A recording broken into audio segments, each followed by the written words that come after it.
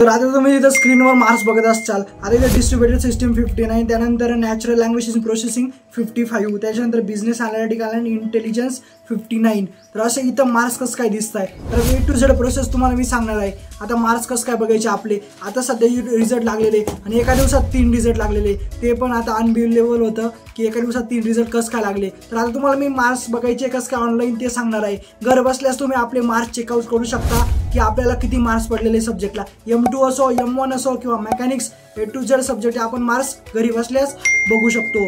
तर आता इथं माझं हे चॅनल बघू शकता, फेल्युअर सिम्प्लिसिटी व्लॉग्स. तर या चॅनलबद्दल तुम्हाला सांगतो, तर हे माझं चॅनल आहे. तर 40,000 सबस्क्रायबर आज फायनली पूर्ण झाले आहे.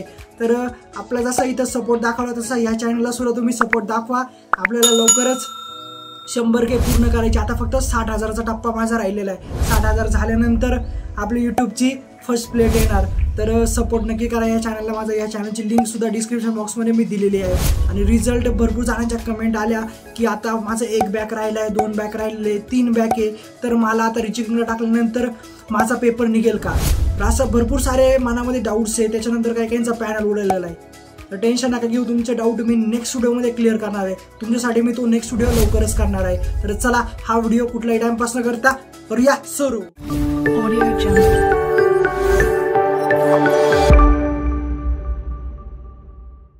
सगळ्यात पहिले तुम्हाला SPP लॉग इन असं सर्च करायचं आहे. क्रोमवरती सर्च केल्यानंतर इथं पहिलीच वेबसाईट बघू शकता.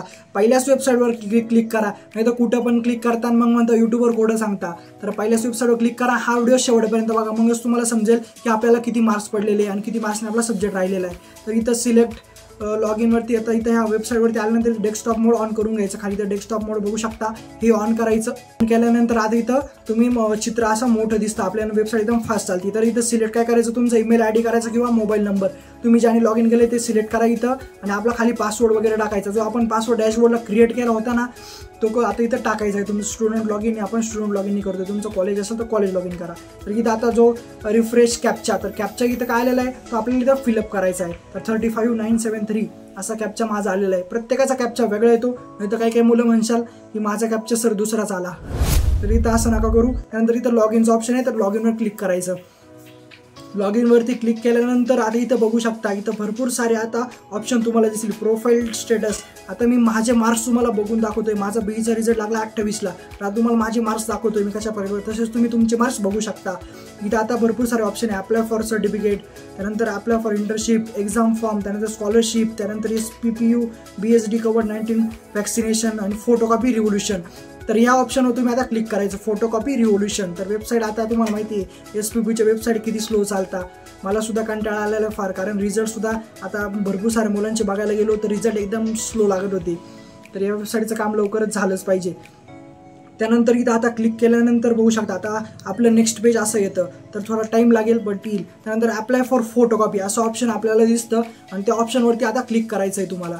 त्या ऑप्शनवरती क्लिक केल्यानंतर इथं प्लीज सिलेक्ट एक्झाम सेक्शन. तर इथं मार्च एप्रिल सिलेक्ट करायचं. त्यानंतर प्लीज सिलेक्ट कोर्स. तर BE 2019 पॅटर्न इन्फॉर्मेशन टेक्नॉलॉजी.